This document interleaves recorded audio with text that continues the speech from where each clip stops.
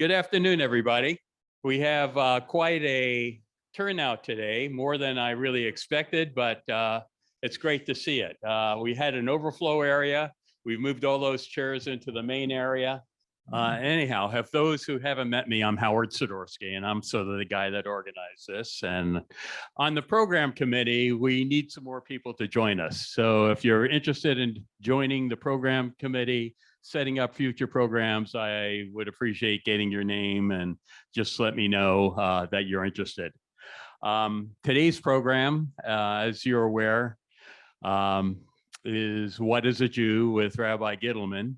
But before we get into that, let me tell you the programs that are forthcoming. So as you can see up here, the scheduled program is for March is a book review. And we'll actually have the author zooming in and being able to address many of the questions regarding her book. And in April, we'll have Rabbi Stephen Chester talking about Jewish medical ethics, and that should be also very interesting. I want to have Peggy give us a little more insight on the March program. About 250,000 Polish Jews during the Holocaust, early in the Holocaust, were either exiled or fled to the Soviet Union. And they were put into forced labor camps where they were freezing, starving, and, a lot of them got diseases. However, at a certain point, the Soviet Union let them go.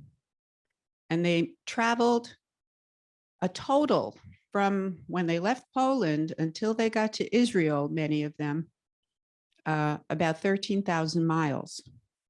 So from somewhere in Siberia or places close to that to Uzbekistan, to Tashkent, some of them to Iran, and then many of them to Israel, before Israel became a country, while it was still a British mandate. So the next month is the story of the father of the woman who wrote the book, because he was one of those people. And so she did an enormous amount of research. It's a fascinating book. And she would love it if you would read the book before the meeting so that you can ask questions. She would like to have a question and answer thing going on. So I highly recommend the book. And Malka, if you could come here just for a minute. She just told me that she read the book, and I wanted you to hear her reaction. So some of those who came to Iran, to Tehran from Siberia, were children. And they were rescued to come to Israel, and they were dispersed in kibbutzim. So some came to my kibbutz, and my father actually was the youth director for those children. And they became, some of them, like a family to me. They left and lived in kibbutzim not too far in the Jordan Valley. So in a way, I didn't want to read the book because I know personally the stories and everything, but I read that you have to read it, so I did order it. And I was shocked. I mean, Michal Dekel is a professor at NYU, and she did so much research, and it's just mind-blowing. I thought I knew something. I really didn't. So I recommend it highly for you to read it. Thank you. So hopefully you have a question? Well, it's in libraries. It's available on Hoopla, which you can get through the Sonoma County Library. And if you don't know how to do it, just ask the librarian. It's pretty easy. And Hoopla has a lot of movies, so and a lot of other things. So I highly recommend you read the book and come prepared for the next. It's a fascinating book. And one of the other reviews that I have here that I got off the internet said it reads like a thriller.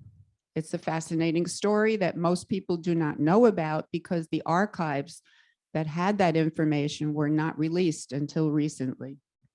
I think it's also the 19th. It's a Sunday. 2:00. 2:00.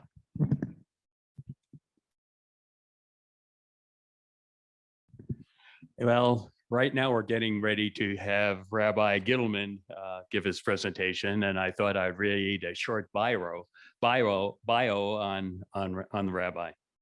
He goes by Rabbi George, so if you want to address him, Rabbi George is just fine too. Rabbi Gittleman joined Shomrei Torah as a first full-time rabbi in 1996.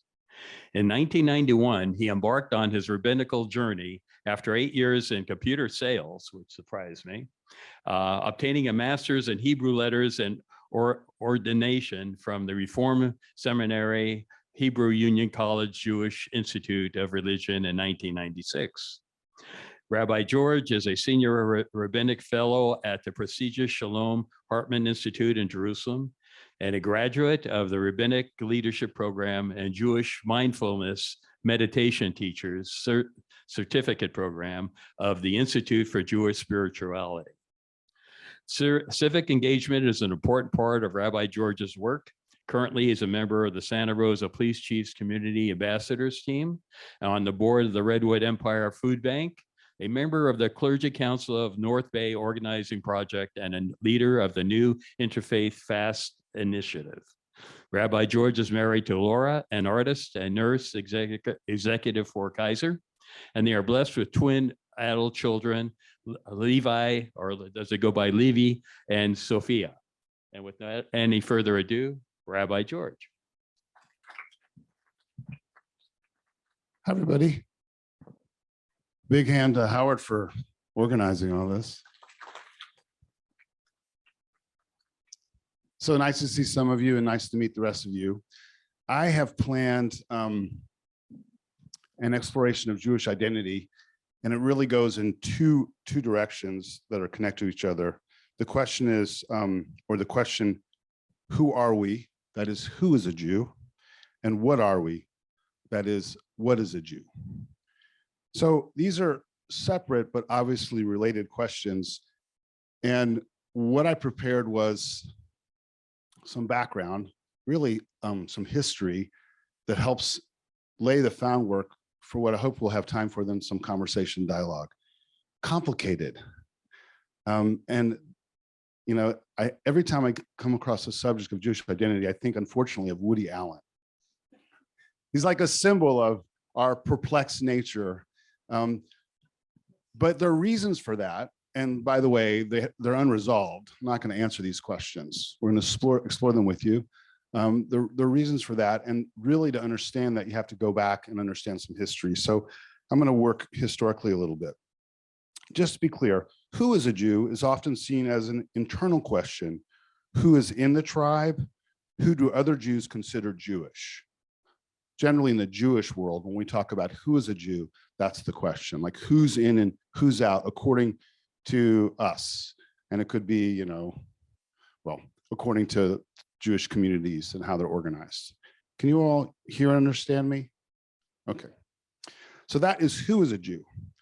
The question, what is a Jew, is both an internal and external question. We all want to know. And Jews and non-Jews alike find this question quite confusing. So often non-Jewish folk are curious, like, well, what does it mean to be Jewish? Like, what is a Jew? And they'll turn to their Jewish friend and ask the question and then be more confused. Well, look, I don't go to synagogue, but I'm very Jewish. Well, no, that can be very true. I'm actually not making fun, but I'm just showing you how confusing it could be. I don't believe in God, but I'm Jewish. Confusing. Israel is my Jewish sensibility, and that's it. Confusing. All these things are the ways Jews feel, but if you're not Jewish, none of this helps someone understand whether you're Jewish or not. And by the way, it gets more complicated if you're not like, you know, a white person.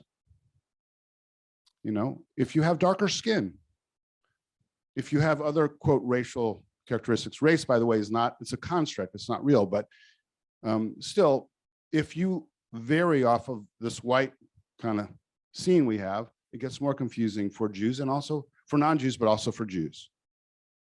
So when you ask the question, what is a Jew? Both the Jewish world and the non-Jewish world is confused by it. Are we a race? No. Ethnicity? Not exactly, but we're made up of many ethnic groups. A religion? Yes, but that's only part of the story. A nation? Yes, actually. There's this country called Israel. And in Israel, there's a sense of national Jewish identity. No doubt about it. It seems strange to us, but you could say yes. A culinary club. Well, there are, we like our foods, but I don't think you could define us that way. And by the way, we like mostly Ashkenazi food. That is food that comes from Europe, Eastern Europe, but there are Jews lived all around the world. And if you come from those other parts of the world, it turns out you like your food and it doesn't look like the food we think of as, quote, Jewish food. Is Judaism a social justice collective? A liberal one?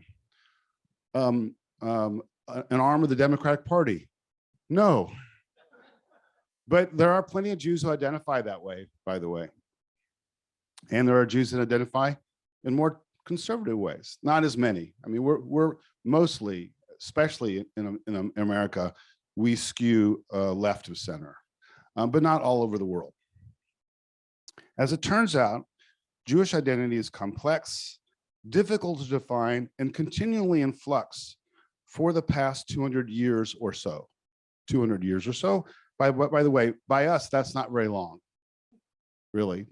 We've been around a long time. So 200 years, not very long, but for the past 200 years or so, the question of who is a Jew and what is a Jew has been in flux. But before that time, that is to say, before the Enlightenment and modernity, these are two concepts you'll need to understand a little bit, and I'll help you if you don't remember from school or from your reading or from wherever you come from. Before the Enlightenment and modernity, and the various revolutions that followed, the French Revolution, the revolution here in America, the Industrial Revolution, Jewish identity was very stable. And we were easily recognizable to ourselves, for better and for worse, and the outside world, though the non-Jewish world had and often and still has a very warped understanding of who we were. So before the emancipation, slow down, before the Enlightenment, I'll explain a bit what that was, and the revolutions that it kicked off, the French Revolution, the American Revolution, the Industrial Revolution, and what we call modernity, we knew who we were all over the world. By the way, Jews have lived all over the world. China, India, Yemen, Morocco, Italy, France, Poland, South America, Mexico, we've been everywhere. And in some cases for centuries, like 10 centuries in India, China, more in all over Europe. So we knew who we were pre the Enlightenment and modernity. And everyone else knew who we were. We were a foreign, tolerated alien group. And we were allowed to stay in host countries to do business under various restrictions until the powers that be, the political winds changed, and then we were persecuted, robbed, murdered, and kicked out, and we went somewhere else. That's the basic story. But up until the Enlightenment, modernity, it was pretty clear who a Jew was. It was actually kind of hard not to be one. Like you couldn't easily exit the tribe. No one would accept you. And some people did, but it was hard. And it was also hard to get in if you wanted to. But you could convert and become Jewish and become a part of the Jewish people. And in Roman times, it happened quite a bit, upsetting the Romans. 10% of Rome was Jewish, due in part to conversion. But what happened is Rome became Christian and then made conversion to Judaism punishable by death. Same, by the way, with Islam a few centuries later. So we lost our ardor for conversion since the penalty was pretty high. So up until this great change that the Enlightenment and modernity brought to the Jewish people, we were easily defined and we didn't change much. We did, though, there was incremental change and assimilation that occasionally rocked the Jewish world, but it happened slowly. with the Enlightenment and modernity, it happened fast. And those changes is what brought us Woody Allen. So the Enlightenment changed all that. And while it is not our subject this afternoon, and I'm not an expert on the Enlightenment or modernity, we need a review in order to understand what happened. So that's what I want to offer now. Just a little historical review. Maybe I should learn how to use PowerPoint. I don't think so. Okay. What happened? The main thing that happened that caused the Enlightenment was the locus of knowledge, the reference point for everything, shifted from inherited traditions to science and things that could be judged and measured in a semi-scientific way. So I'll break it down a little more.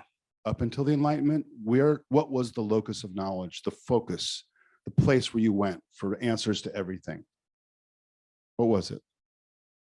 The Bible or the Talmud. Basically, if you were Christian, it would be Christian scriptures. And there's some variance there if you're Catholic versus Protestant and all the various other forms of Christianity.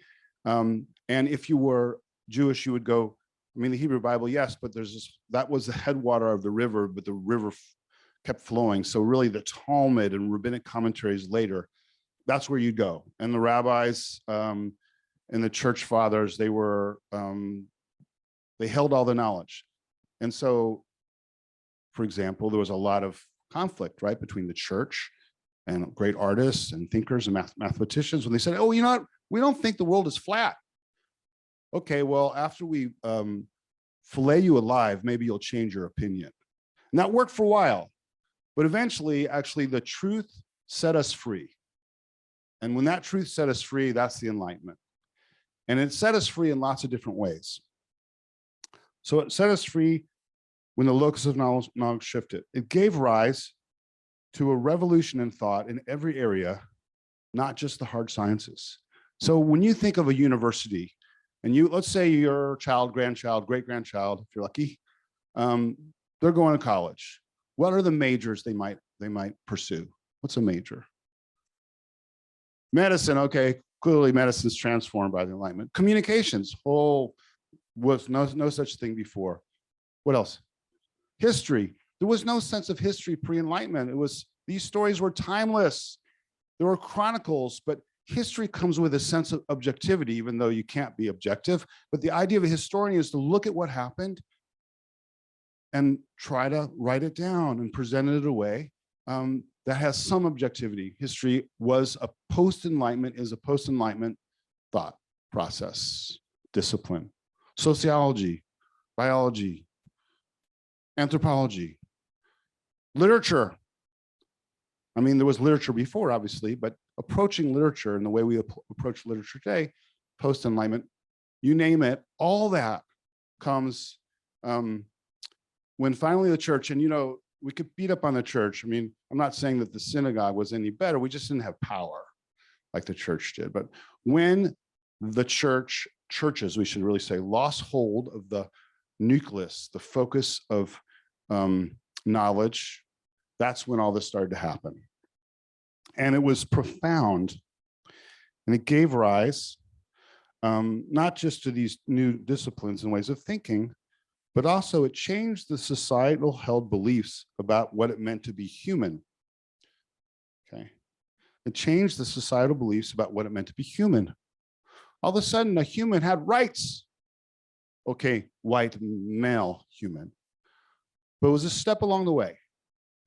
A human had what we call inalienable rights.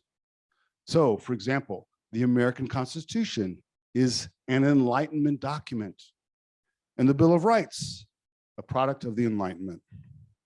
But more important for the Jewish people, because we weren't many living here in this country, although there were some, thousands. How many Jews lived here during the American Revolution? Under 100,000, I want to guess. Someone could Google, maybe even less than that, maybe under 50, 20. I want to guess something like, I should know, I have a degree in American history, but I've forgotten because I'm old. I'm 60. Oh, you're a tough crowd. Okay, there were some Jews living in this country, but there were millions of Jews living in Europe. And so more important than what happened in America was the French Revolution, which, by the way, is a product of the Enlightenment and what Jewish historians refer to as the Emancipation. Napoleon emancipated the Jews of Europe with his army.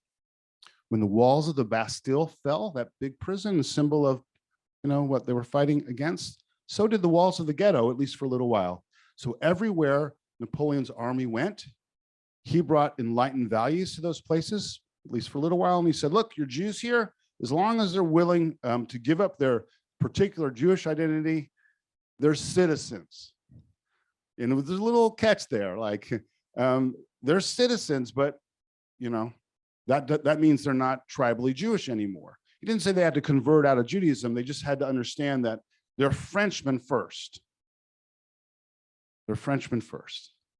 And that was a problem for the traditional Jewish community, but for a lot of Jews all over Europe, hallelujah. We want access to what it means to be a citizen of a country. We pay taxes. We'd like to actually get a benefit from our taxes. We'd like to be a civil servant and get a pension. We'd like to go to university. We'd like to exist in this new neutral space that the Enlightenment and this revolution created. This neutral space that didn't exist before, where you could be a citizen qua citizen, regardless of your color of your skin, your religion, all of a sudden, your trade. You have to understand, Europe was organized around these things. Like, what trade were you from? What was your, they didn't use the word race then, but who were your people? What was your religion? How much, and you were stuck there. And all of a sudden, thanks to the Enlightenment and the French Revolution, at least for a little while in Europe, the doors opened. And Jews started to fill in that space. For the first time, in an ideal, everyone else, including the Jewish people, could be citizens. And this space meant that your family, your guild, your race, didn't matter. You were equal before the law and before the new nation state. Even with its limits, fits, and starts, this was a sea change for the Jewish people, creating new opportunities and challenges. So I want to stop. Are you all following me so far? Okay, because now let me break down. This is a huge subject, so I want to break it down into like a couple of the things that happened. 3 essential things happened. Creation of a neutral space between Jews and non-Jews, and other groups, by the way, but I'm just focusing on Jews. So what did that mean? It meant we could be a citizen of a country.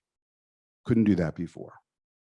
We were always just a persecuted, tolerated minority wherever we lived. And sometimes we did really well, and sometimes we didn't.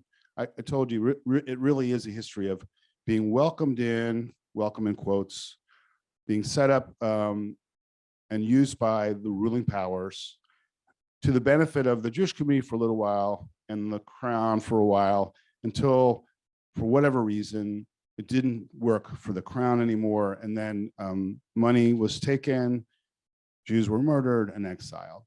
I'm just summarizing what the history was. And everywhere, England, France, Germany, Eastern Europe too, Spain, of course. I mean, okay, but now with the Enlightenment, you have 3 things happening. You could be a citizen. You could have a secular life. I mean, we take that for granted. You could have a secular marriage. You could get married before the court. That was,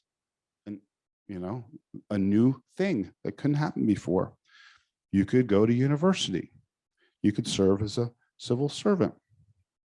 In other words, you could actually leave the ghetto, at least in the ideal, and have a life like everyone else.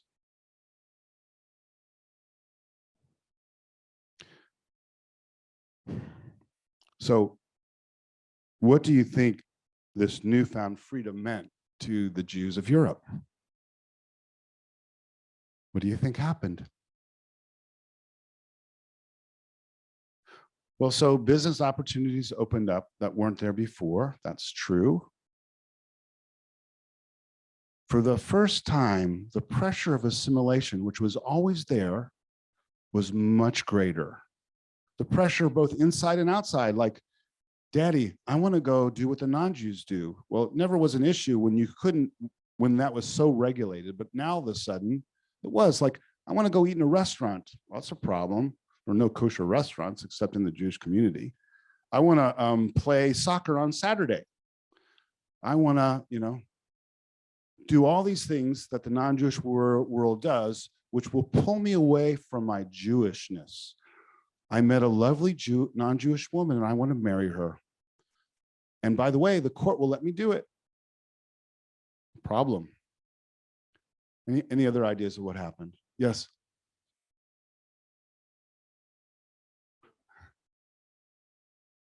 Uh-huh.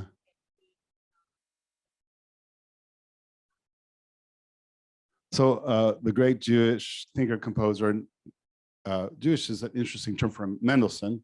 You just have to acknowledge Malko's deep knowledge and the gifts she gives the Jewish community. She really has so much to offer. And she's right. So one answer was, Mendelssohn made it famous, you'll be a Jew in your home and you'll be a citizen out in the street. Great. Do you think that worked, by the way? Do you think people stopped knowing who the Jews were? I mean, you know what this gave rise to. One of the things is virile anti-Semitism. And by the way, this never happened in Eastern Europe. There was never an emancipation. The Jews never were allowed to leave the shtetl, that is. There was the Russian Revolution is a whole nother story, but I just want you to know, in Eastern Europe, it's a much different story. We only have time for so much. So it offered opportunities for the Jewish community to grow outside of the ghetto and interact in all kinds of ways, social interaction, business, intellectual, it broadened the scope of what it meant to be a Jew. And in fact, it created its own Jewish enlightenment that happened a little later called the Haskalah. Haskalah is really just a translation of enlightenment. So it created opportunities and also new problems. So first thing, creation of a neutral space between Jews and non-Jews. The second thing that happened is the breakdown in the monopoly of entry into the Jewish community. So all the Jewish movements are in response to the Enlightenment and modernity, even Orthodoxy. Before all this, it was just Judaism. And different rabbis had slightly different approaches in different communities, like in Yemen versus Poland, for example, or India versus China. Their music was different, although they still used Hebrew, by the way, and they still prayed towards Jerusalem. They never left their sense of the land of Israel or the people of Israel. But the song and the prayers were pretty much the same, and the laws were the same. But culturally, they were different. So there were variations, but in terms of who was a Jew, according to Jews, how you would get in, the definition was halakha, Jewish law. And that didn't change. So the reason why all the movements arose because of the Enlightenment and modernity is because for the traditional world, they had to become more traditional. They actually built up walls that didn't have before in order to protect traditional Judaism from assimilation. That's why. So there wasn't Orthodoxy, there was just Judaism. Then this happens and Orthodoxy becomes one of the movements. And there are various flavors of Orthodoxy, by the way. It's not monolithic. But Orthodoxy comes into being because the walls need to go up to protect tradition. And then these other movements, conservative Judaism, Reform Judaism, renewal, Reconstructionism, these are newer. Initially, they're just not Orthodox anymore, and they're trying to work it out. What does it mean to be Jewish? And as these new movements arise, they need rabbis, so they have seminaries, and these new rabbis from these new seminaries define themselves in different ways, look at Jewish law in different ways, and they start letting people in that maybe the Orthodox rabbi wouldn't. So now you have more than one way to become Jewish. I'm getting to this, why we're confused about who we are now, you see? Because Now you have a traditional rabbi saying you can only convert via this method and only certain people, and non-traditional rabbis have different standard. I'm going to give you an example a little later, but I want you to get a sense of what it is first. So a neutral space, number one, breakdown in the monopoly of entry. And by the way, as these movements develop over time, it gets more complicated. So neutral space, breakdown in the point of entry, more than one point now, as opposed to just the traditional world. And number three, competing concepts of Jewishness begin to emerge as it starts to break down a little bit. So now all of a sudden, you're a secular Frenchman or Frenchwoman or German, you know, really participating at the height of Western culture of its time. And you're Jewish, no doubt about it, but you're not defined by Judaism, the religion at all. You don't even know much about it. You're kind of a little ashamed, embarrassed, but you love your family. You love your history. You're still Jewish. You're really into Jewish foods. You connect with your ancestors by what you eat. You remember your grandmother and great-grandmother by the food they serve. And that's your Jewishness. You feel it in your bones. Yeah, I'm a cultural Jew.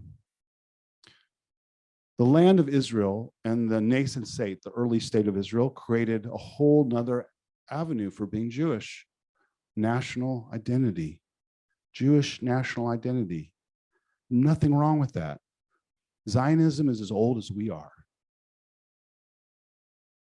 Older. Yeah, it's not as old as Jewish people. I'm just saying, you know, so for some Jews, their whole sense of what it meant to be Jewish becomes returning to Israel or building the state up or being Israeli. This is new. Competing concepts of Jewishness are emerging. Spiritual, not religious.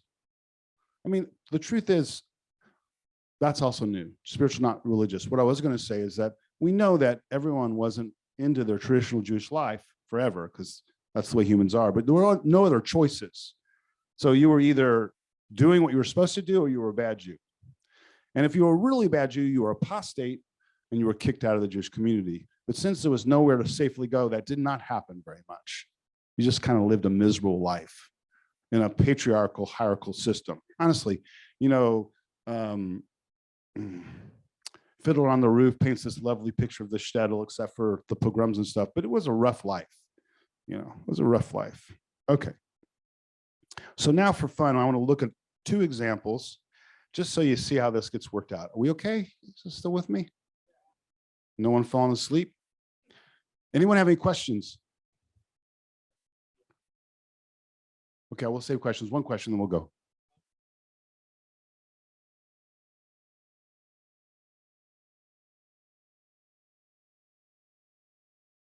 So the change from Yiddish to Hebrew, how did it affect all this? That is a very complicated question. By the way, Yiddish is only one of many Jewish languages. So I would say the answer is, of course, moving from Yiddish to English, from Yiddish to Hebrew in Israel had an effect, but I don't know how to address it in this context. I would say it would flow more into the cultural realms, because Yiddish survived in two places, like Yiddish theater for a while, Yiddish literature, and then in the traditional Jewish world, they never stopped speaking Yiddish. But also you have Ladino, you have various other language, Judeo-Greek, Judeo-Arabic. It's more complicated than that. So that's the best I can do. It's a great question, but I have to put it in the parking lot. Otherwise, who knows where we'll end up. So I'm going to give you two examples that flesh out what I've been talking about. And this example is about what happens when the entry into the Jewish community breaks down, and there's more than one way you can enter. Breakdown's the wrong word. When there's more than one way you can enter the Jewish community, which up until 200 years ago wasn't so true. So I'm going to share with you a responsa. A responsa literature has been around about 2,000 years in the Jewish world, maybe a little less. And what it is you have a question. You don't feel like you have the answer. You write a letter to who you think is an authority, a rabbi who's an authority, and you send it to him. They were all men. He writes a response and he sends it back. So over camel, all the various ways that could happen. now via email, right? But we've been doing this a long time. So this responsa was written in 1880 to Rabbi Ariel Hildesheimer, who was a famous German rabbi, one of the founders of the modern Orthodox movement. And you'll get the feel for it. This is from Trier, T-R-I-E-R, Germany. I don't know where that is. Okay, cool. So it goes like this. In the community of Saarbrücken, S-A-A-R-B-R-U-C-K-E-N, a Jewess conceived through fornication by a certain Gentile and gave birth to, and the baby died. Now the girl has written to her father that she will not leave the Gentile. Rather, she will either marry him or commit suicide or convert. The father says that he will not grant her permission to marry the Gentile, for the girl is 19 years old and thus requires her father's permission for civil marriage, as is well known, unless the seducer converts the non-Jewish guy she's with. Now this Gentile wholeheartedly wishes to do whatever is required of him. So he's ready to become Jewish. I completely refuse to deal with this case. For besides the ruling by Rabbi Caro in the Shulchan Aruch, that's from the 15th century, I reasoned, God forbid that I should accept a convert like this, who without doubt will transgress all the prohibitions of the Torah, even after he converts. For this Gentile is a tanner working for a Gentile master and will certainly continue to desecrate the Sabbath and the holidays, since for our many sins, very few observe the Sabbath properly where we live. Now, the cantor from Saarbrücken, or however you pronounce the town, has informed me that the girl's father told him that if I refuse to accept this convert, he will take him to a certain circumciser, and after the circumcision, he will give him his daughter. They found another rabbi. I have also heard that one of the modern rabbis has in fact ruled and acted accepting such a convert blindly without conducting the legally requisite investigations. The girl's father has also promised that if I do accept him, he will take upon himself the yoke of the commandments, lenient and stringent, and will observe the entire Torah. However, if I do not accept him, he will do as he said. Your student, Jacob, son of my father, teacher and rabbi, Isaiah Hollander of blessed memory.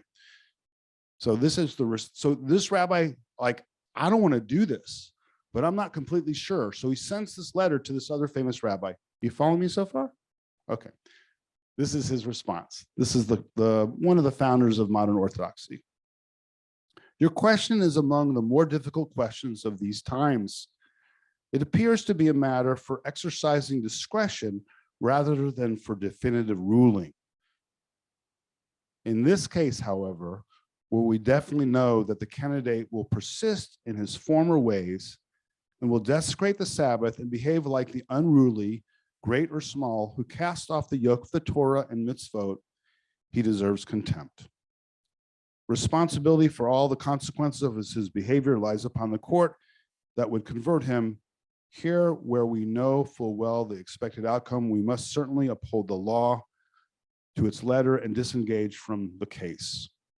Now, should the father of the fornicating girl go to another, quote, rabbi, end of quote, who effortlessly converts him, perhaps even through a totally invalid conversion, foregoing the acceptance of the commandments and immersion, who can tell what to do? We have saved our souls and did not hand over a Jewish who may yet marry an observant or even semi-observant Jew to someone who's completely a goy after his conversion, just as before. Therefore, I will have no part of it, God forbid. So that's one case. And this is still going on, okay? It looks different now. A lot different. The tension is still there. Like, I'm a Reform rabbi. I'm really post-denominational, which means I don't relate to the movements much anymore. But my ordination came from a former rabbinical school, even though many of my teachers were traditional Jews. And my grandfather was a conservative rabbi. And the conversions I do are according to Jewish law, in that you study for a year, you immerse in a ritual bath, you go before a Beit Din, a rabbinic court. And according to my understanding of Jewish law, they're real. But in the state of Israel, they're not. And to my Orthodox colleagues in the world everywhere, they're not. And so my children, my wife became Jewish before we were married, actually in Israel, but through a non-Orthodox rabbi and rabbinical court. So according to Israel, my children aren't Jewish, my wife's not Jewish. Same true, by the way, in this country, to the Orthodox world.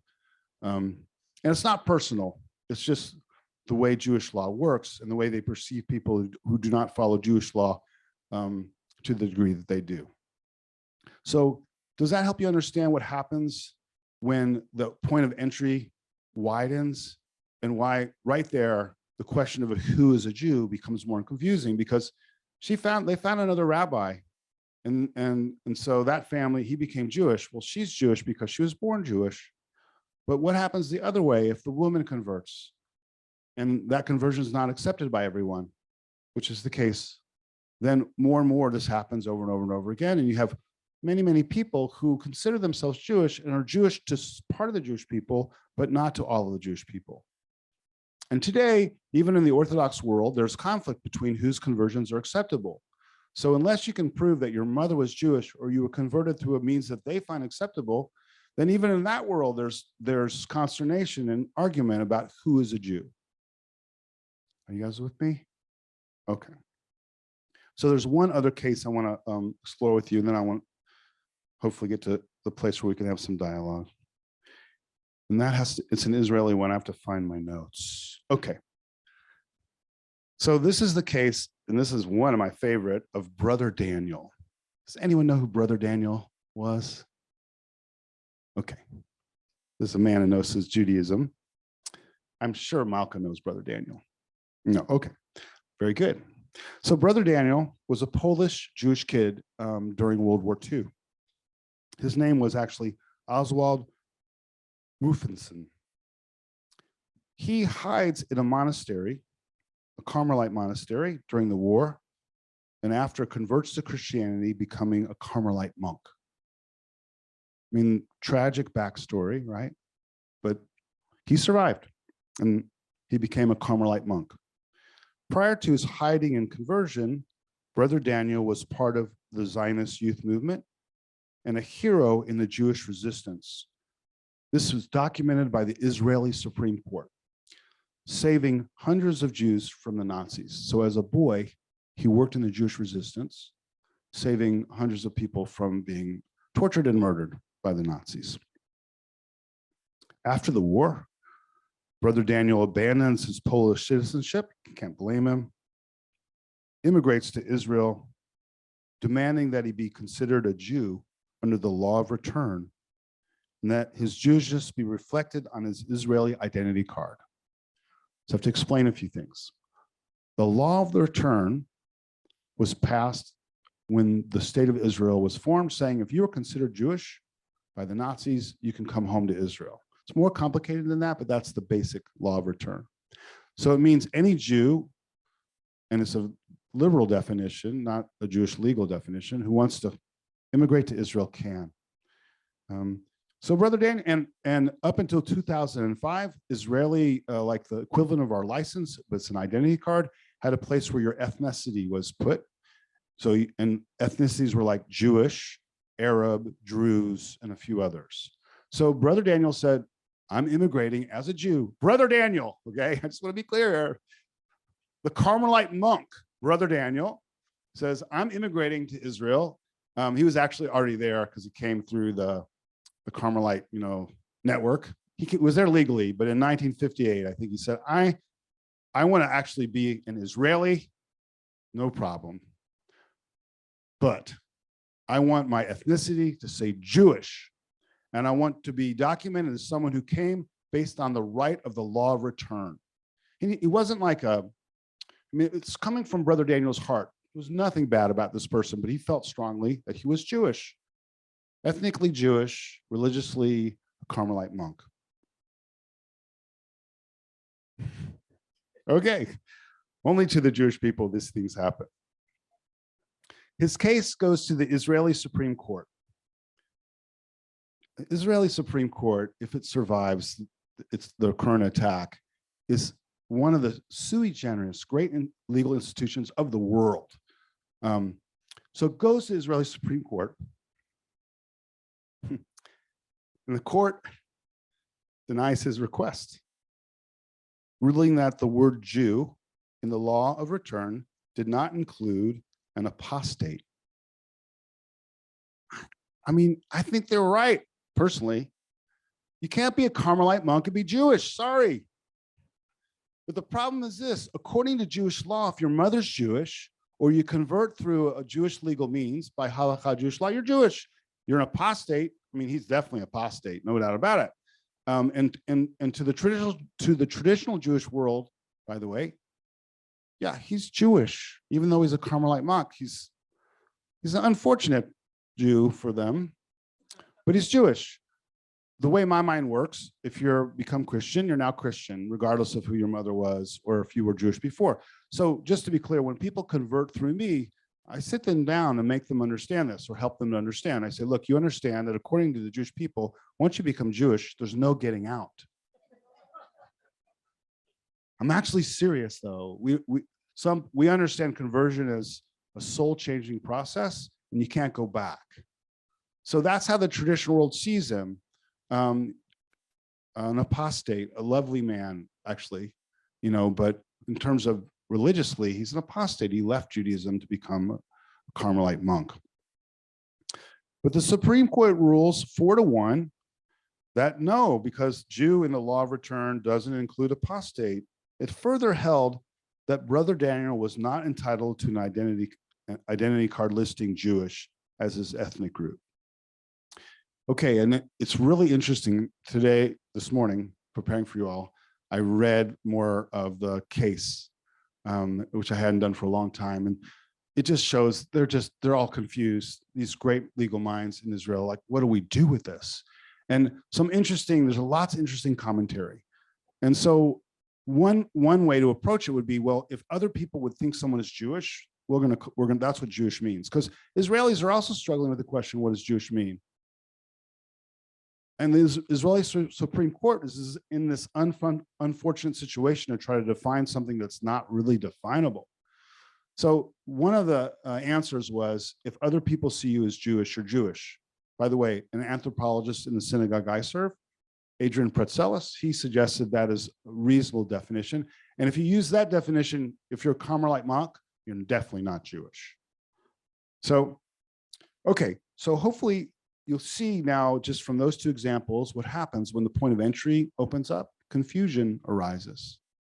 And then when there are new ways to be Jewish, confusion arises. When the state of Israel arises and creates this whole new way of being Jewish, more confusion arises.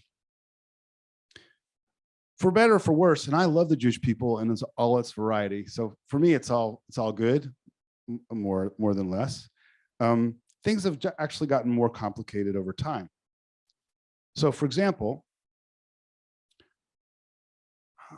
for many years, the Reform movement in this country began to accept families and kids whose father was Jewish, but their mother wasn't. Now, according to Jewish law, you're Jewish if your mother's Jewish, matrilineal, or you convert through a halakhic Jewish legal means, but not if your father's Jewish. But beginning in like the 70s, the Reform movement started to quietly accept Jewish families that were patrilineal as well as matrilineal. So, and then I think in the 90s, I'm trying to remember when, I think in the 90s, right before I became a rabbi, I became a rabbi in 1996. Some early 90s, the Reform movement came out and said, Davka, which means like Davka, exclamation point. We now are expanding Jewish identity, who is a Jew, to include patrilineal descent, and made their own arguments, and historical and otherwise.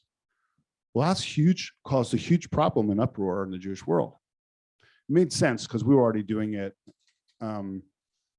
But now all of a sudden you have even more division about who's Jewish and who's not.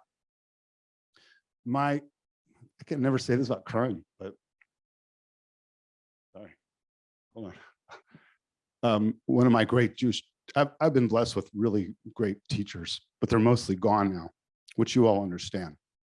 So Rabbi David Hartman, may his memory be for a blessing, he was so upset. He wrote articles. He convened with Reform rabbis to try to talk us out of this. And he was, you know, he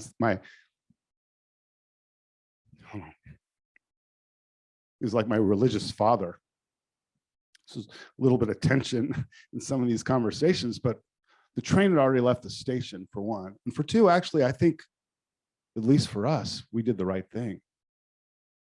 Honestly, over time, I'm less concerned about boundaries and more concerned about people. And at Shomrei Torah, if you show up and you want a Jewish experience, we love you.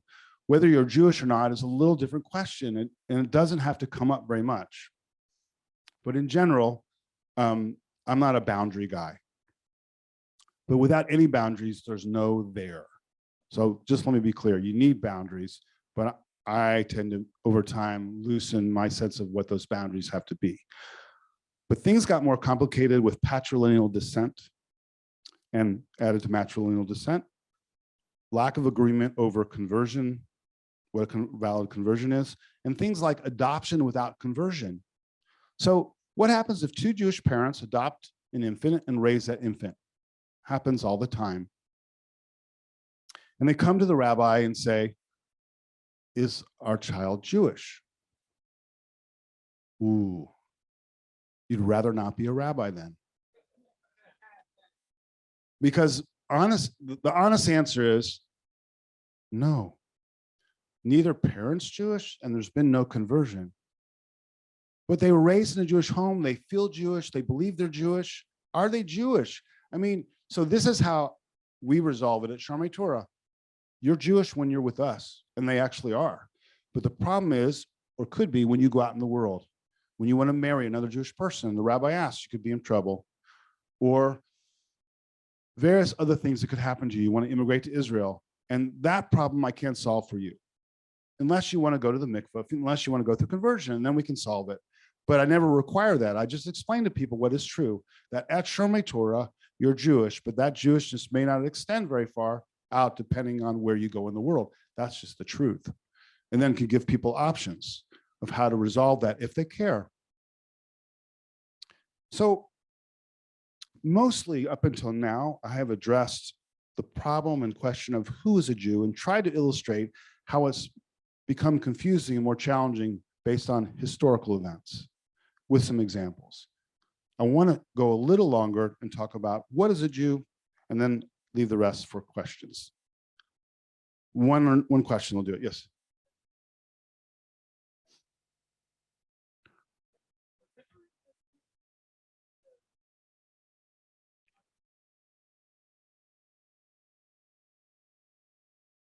Okay, so you're 98% Jewish, Ashkenazi. Yeah, it's not a race though. Yeah, very good. Congratulations, Mazel Tov. So am I, by the way.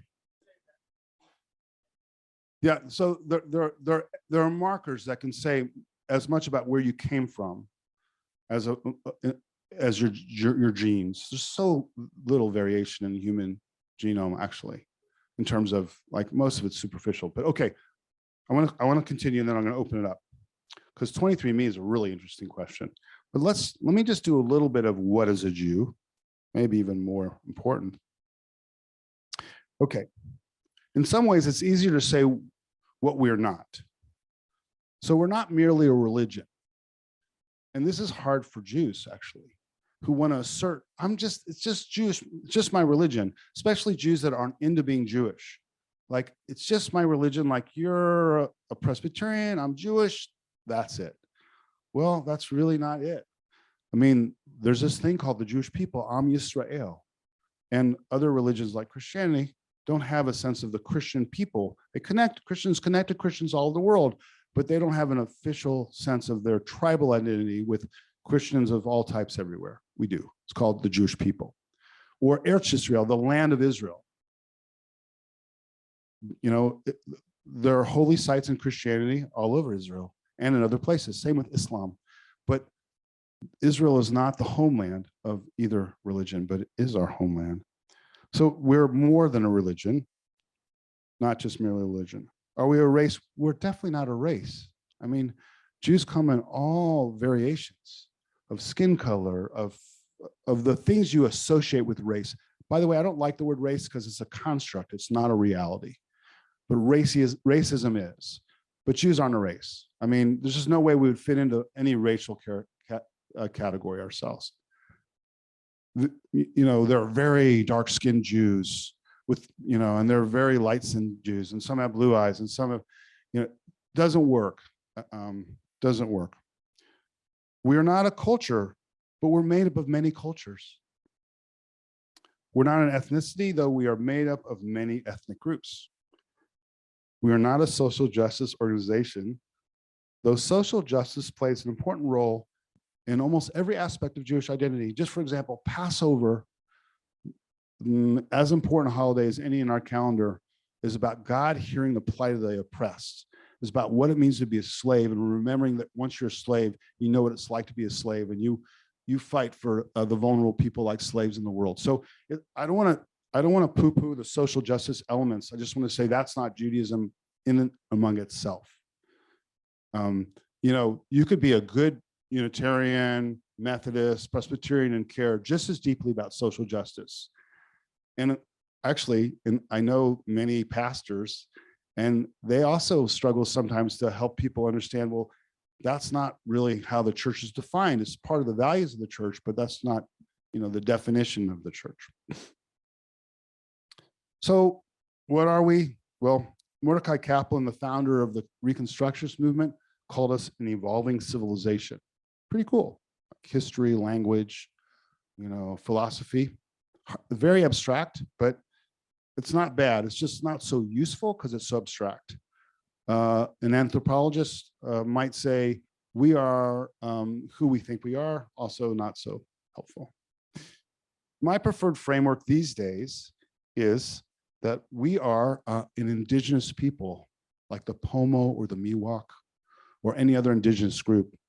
We're actually Judeans. That's where our name comes from. We come from the land of Judea. And like other indigenous peoples, we have a sacred connection to the land, sacred mythology around the land, a language associated with this history and land, and a history also connected there. We also have our holiday cycle in its earlier foundational form is all connected to the land. The most important holiday of the year to our ancient ancestors was Sukkot in the fall, the harvest, because two things: we would know whether we were going to have enough food, and also whether it would rain. Weather is just like here. Passover is the next holy day. It's the first wheat harvest. And also you're praying for a renewal, for, you know, more calves to be born and so forth. And then in June the 3rd, these were all ancient pilgrimage festivals where we would go from our tribal holdings to Jerusalem, was Shavuot, which is the second wheat harvest. Now there are other layers to those holy days now, but that's their more original context. It's not a perfect analogy, and I understand that some in the indigenous movements have, you know, tried to attack it, and the Palestinians also want to claim that they're actually the indigenous people. And I'm not interested in taking anything away from anybody. So they may be. I just don't know their story like I know ours. Okay, so there you go. Who are we? What are we? Best I could do. Now I'm happy to open up for questions. Jeff and then Ed. I'll repeat the questions. Thank you. I'll just repeat the questions. Okay. Because they'll have trouble. Yes, Jeff. You want the mic? Yeah, that's better. Jeff is asking about the question of the law of return.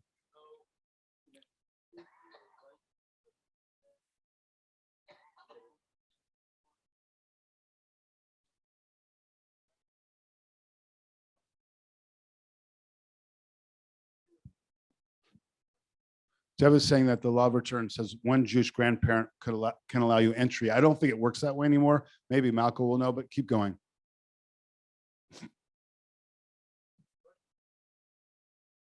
So what Jeff is saying, the law of return allowed people to come to Israel that weren't Jewish by their own sense of self, weren't religiously Jewish.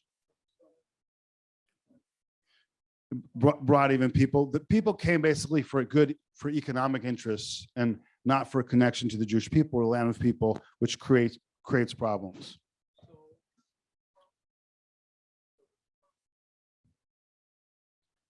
Questions though, not the like current dissertations. government is thinking of modifying the law of return that will eliminate, at least I believe, having a Jewish grandfather as among those things that will make one eligible under the law of return. What effect do you think that will have on the Jewish community in general on defining who is considered Okay, Jewish? got it. Thank you. Thank you. So there's a whole nother subject in a way, because Israel and the question of who is a Jew and what is Jews is actually quite different in some ways. So for example, it's not just Jews who have one Jewish grandparent and come from, say, Russia or the Ukraine or Ukraine, but it's also Ethiopian Jews who came and weren't treated as Jews by the Israeli government, and various other people that come to Israel, Jews, Reform Jews, for example. They have their own struggle.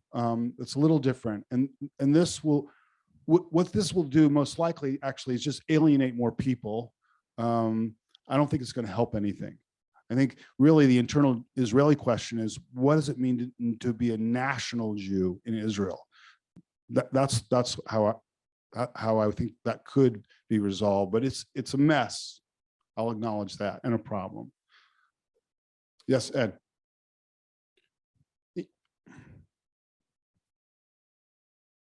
So Rabbi, what I'm getting from you is that who is Jewish is very subjective.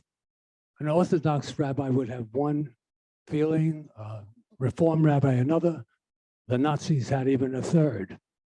So the big question of today is George Santos Jewish?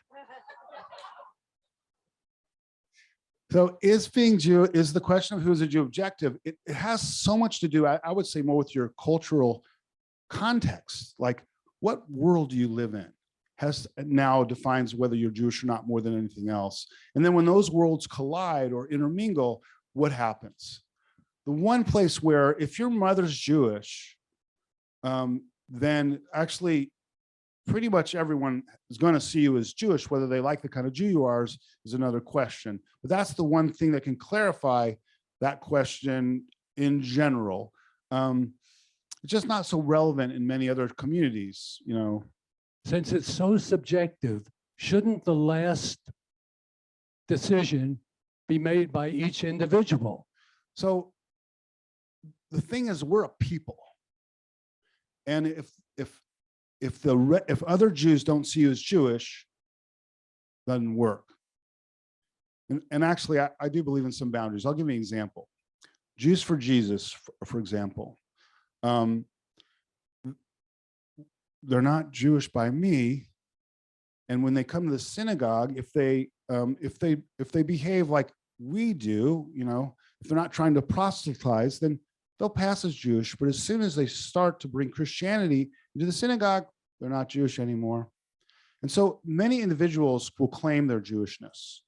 But it doesn't work if the Jewish people don't see you as Jewish. Now, yes, the Jewish people is not one group, and so not all Jews may see someone as Jewish, but if you can't find a community that would actually recognize you as Jewish, then maybe you're Jewish in your own sense of it, and who knows what God knows. But since we're a people, if the Jewish people don't recognize you as Jewish, I don't think that works. Yes, Malka. I will repeat the question too. On the topic of Jews and nationalism, the experiment of Israel. It's almost 75 years old. We are facing now a revolution and almost a civil war between the liberal secular Zionism and the very orthodox that took the coalition. In my own family, I just discovered lately that they are all holding all kind of passports just in case Israel is becoming so religious that they will immigrate like to Greece, Romania, all kind of countries. And apparently it's very popular in the secular Zionism. Mhm. So you describe the Jewish people as indigenous. So when Herzl started the coming back to a nation, is it going to hold? Moses led people over 40 years, the Israelites, and they always complained, we want to go back to Egypt. So we have over 2,000 years of no nation. Is that experiment has a chance? Such a great question. It makes me want to cry, honestly. Honestly, it's such a great question. Just to back it up a little bit. So also Malka illustrates the difference between how one identifies in Jewish and Israel. So a religious Jew is really clear about what it means to be Jewish, but also a builder of the state of Israel whose parents were Jewish, who maybe went to the Cheder, Jewish school, whole childhood, but comes to the state of Israel, builds the state as a secular person, has a very clear national secular Jewish identity. They're clashing now. Malcolm's describing how, just like this country's become polarized, Malcolm's describing part of what's happening in Israel. So that's one just thing to note, what happens when there are different ways to really understand what it means to be Jewish and how that's heated up so much. And then the other part of the question is, our connection to the land, can it hold us anymore, or is it going to spit us out like it has before? And that's a really sad just comment. What I would say about this is also the weakness of indigenous people as a way to understand us. We were exiled in a way for so long that that connection in many ways has been severed. Severed is the wrong word, but really tested. I want to also connect to the ecological aspect of that relationship. If we were to recover a Jewish ecological sense of ourself, which we have a deep ecological layer, it would be in this indigenous form. It's there. It's there. I wrote an article about it. Maimonides in Environmental Ethics. You can go to our website. You can read it. There's plenty of Jews speaking about it. So that's one aspect that makes me sad. Like, if we can recover it, that would be one element. But does our sense of homeland keep us as one people? Well, it didn't before, so it's not looking so good right now. Is that the best I could do? Yes. I'll repeat. I'll promise I'll repeat.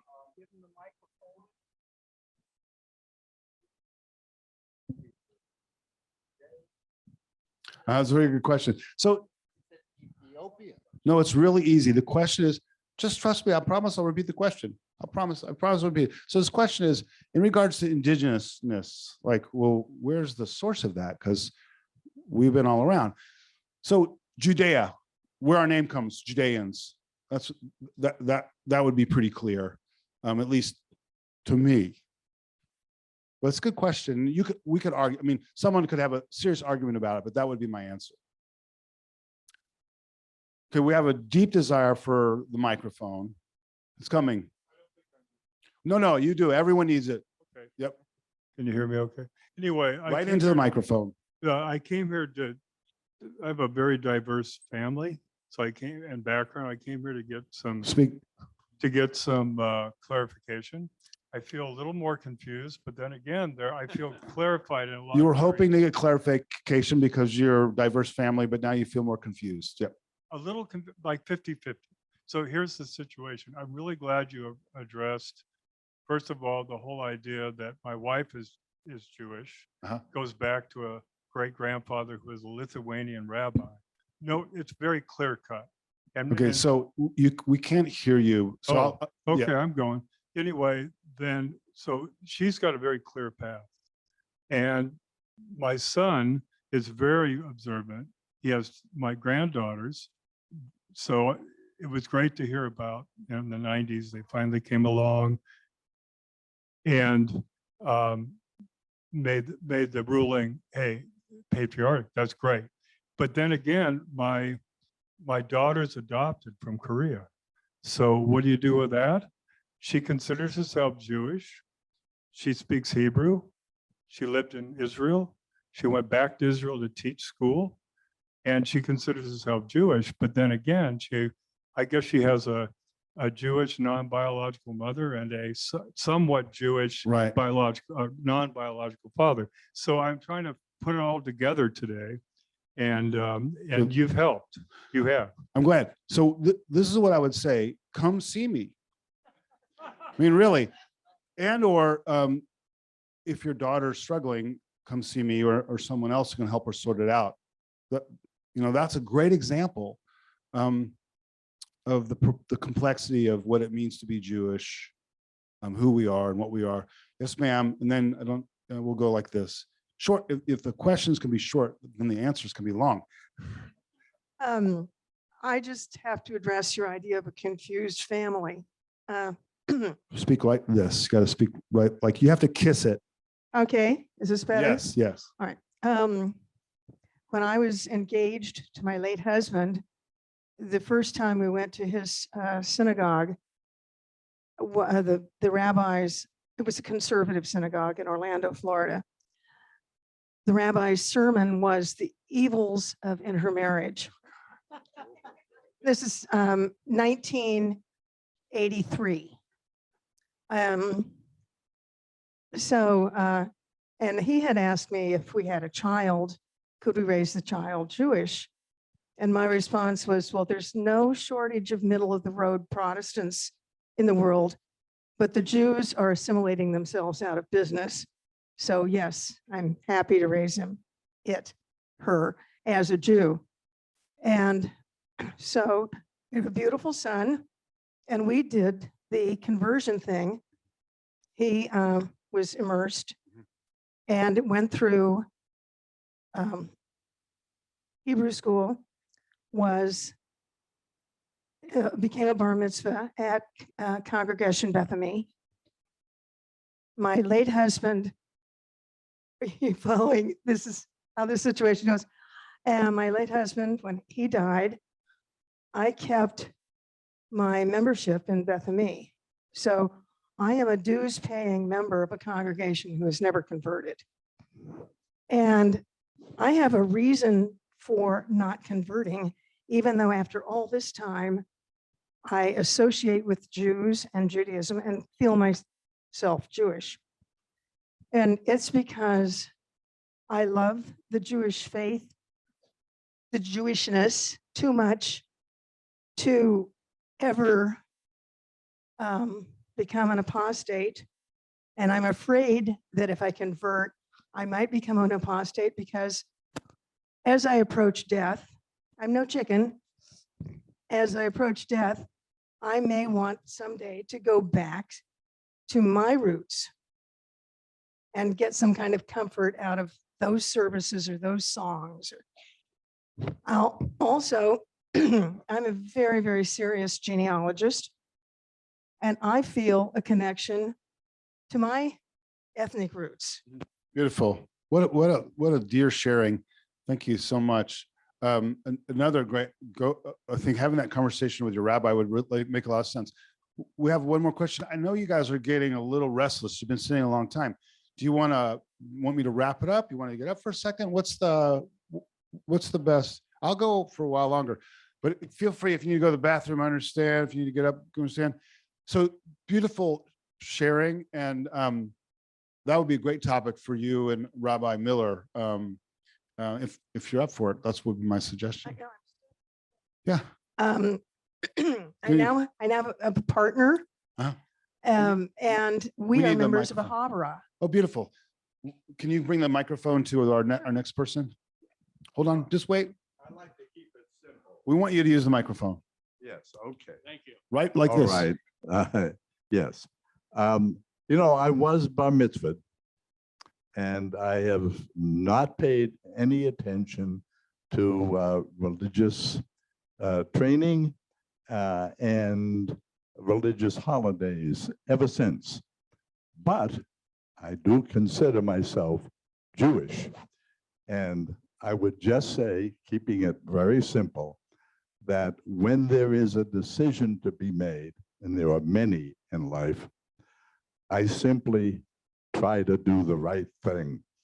And that's my idea of what being Jewish is. So very interesting. So this is a great example of another way to define being Jewish. Ethical decision-making, do the right thing. The one snag is, I have a dear Presbyterian friend in the crowd. I bet she would define being a Presbyterian partially in regards to doing the right thing.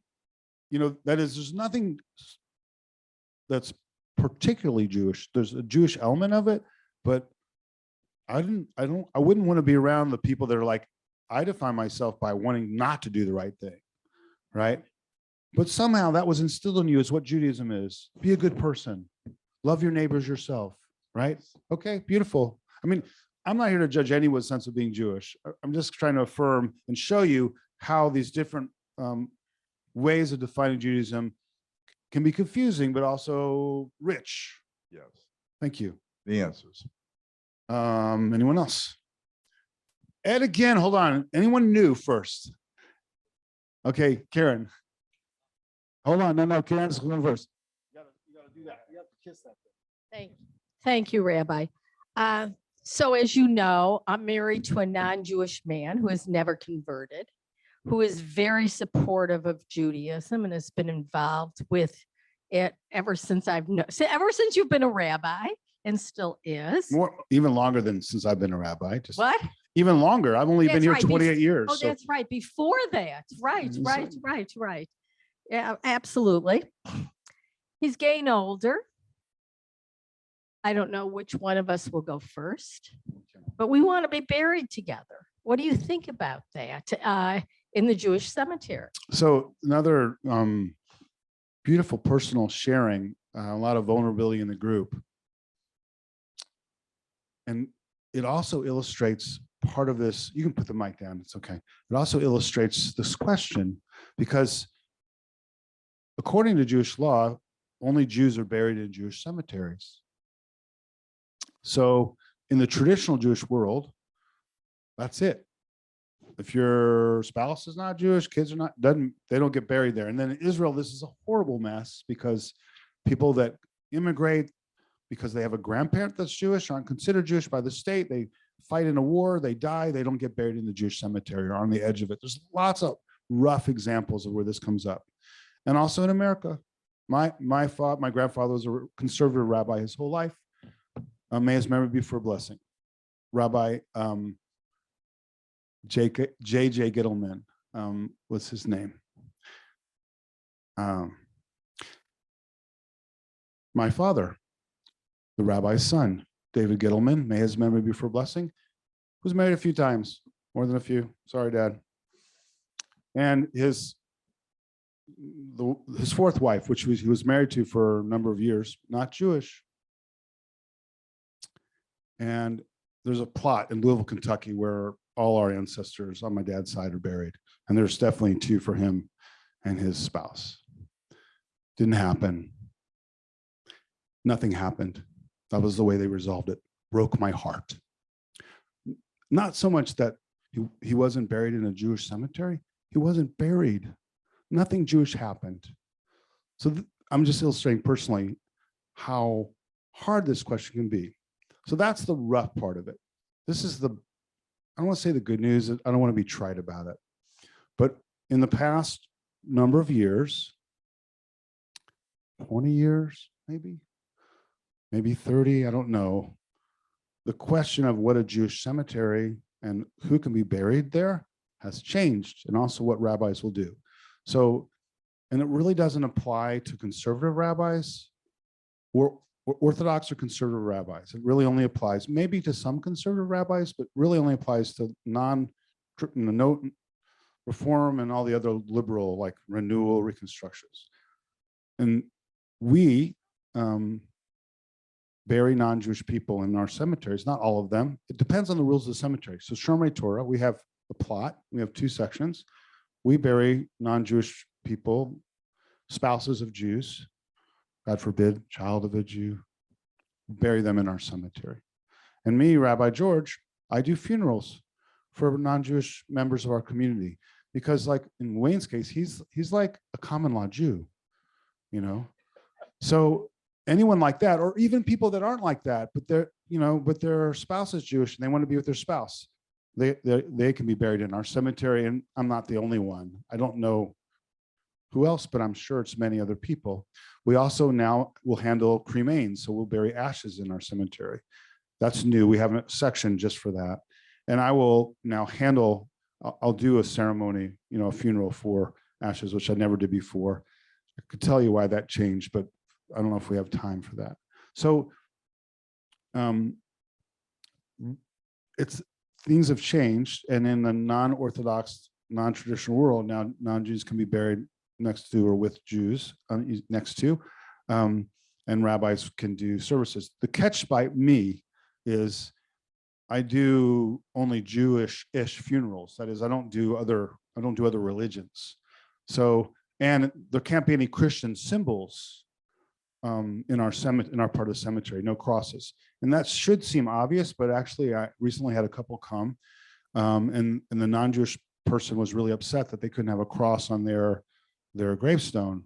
And I had trouble trying to explain to them why that really wouldn't work.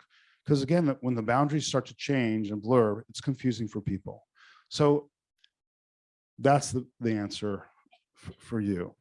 And I think that's going to be the answer all across the country, depending on where you go.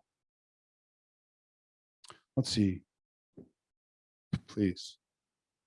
Go ahead. Rabbi George, thank you for giving a very difficult subject some clarity, at least to me. I was clear that I'm 98% Jewish. I never hid it from any of my friends, even though I live in a very Christian world as an engineer. Very few Jews are engineers, but a bunch have come up.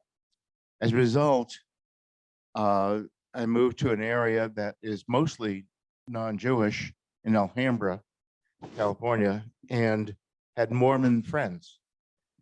And my Mormon friends knew I was Jewish and asked me how I felt being a member of the chosen people. Now, I've asked my Jewish friends here in Oakmont how they felt about being members of the chosen people, and I didn't get any answers at all. So well, the easy way out is we don't want to be chosen so much. Fiddler on the Roof responded to that question in the play. But I think there is something too that we are a chosen people. It's very difficult to maintain that given the conspicuous things that have been done to us. But if you look at the Nobel Prize winners, you look at some of the key people in the world historically, maybe we were chosen people.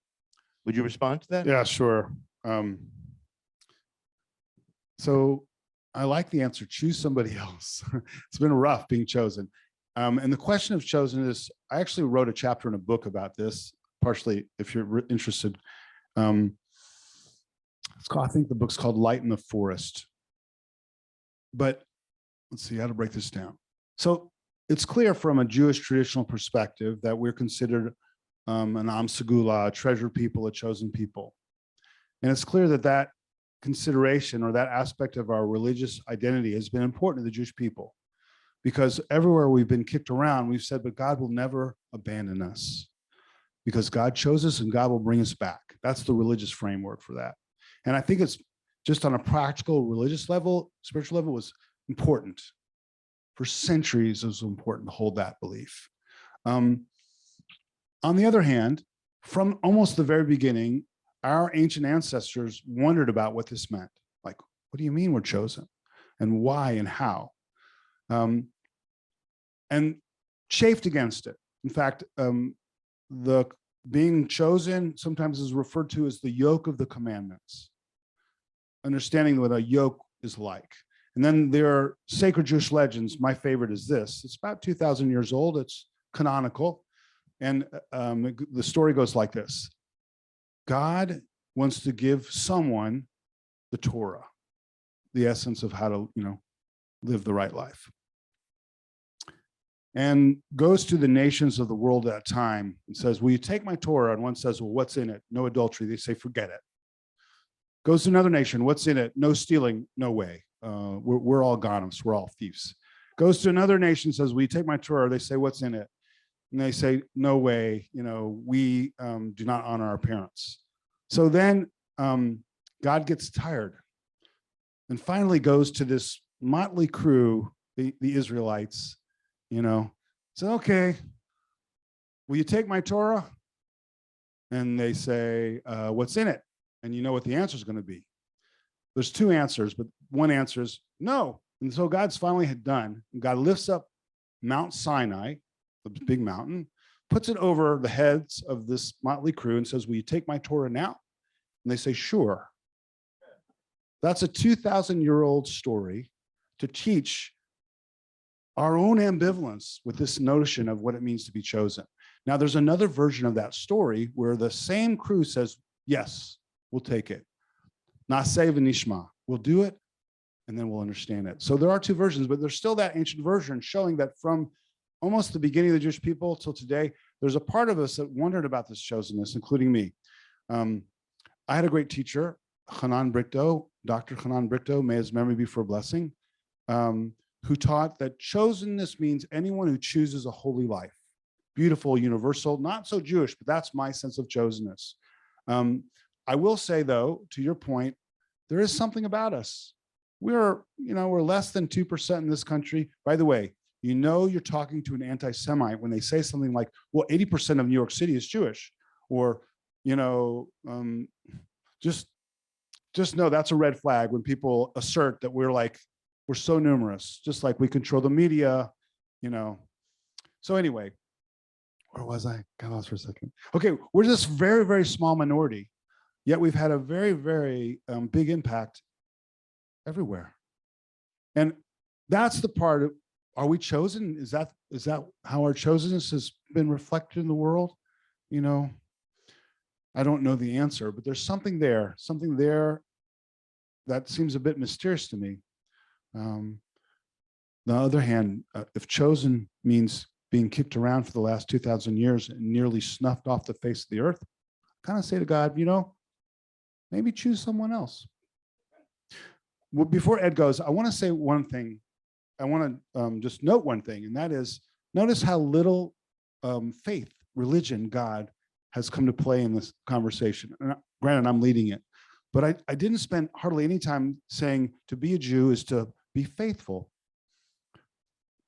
I didn't, or to be, to pray every day, or to believe in God. And I just want to be clear, I'm not saying that's not part of being Jewish, but when we talk about who is a Jew and what is a Jew, at least when I do what I just did, I didn't spend much time there. I almost feel bad about it. In fact, I do feel bad about it, but I think it reflects the nature of the questions and also Jewish identity. Yes, Ed. Your opinion. Although I raised both my daughters to be Jewish, they both married Catholics. So the question, are my grandchildren Jewish? So did you say daughters? 2 daughters. So again, I'll tell you what, rather than me answer the question, you all answer the question. Of course, if they feel they're Jewish, if they think they're Jewish, in their heads they're Jewish. So actually, I wouldn't do it that. Okay, so this is the thing. This is it's an important question, and maybe this will help us. According to Jewish law, halakha, their mother's Jewish, they're Jewish. But if they're not living Jewish lives, what is the meaning of their Jewishness? And will they be recognized as Jewish in the Jewish community? If Judaism is meaningless to them, what does it mean that we call them Jewish according to Jewish law? If other Jews don't recognize them as Jewish, What does it mean that according to Jewish law, they're Jewish? It's not so simple, Ed. It's just not. Any other questions?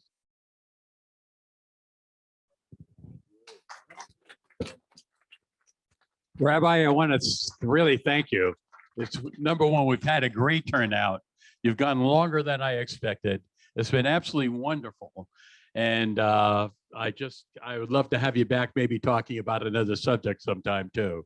You give a lot of insight and I greatly appreciate your perspective on it. Thank you very much.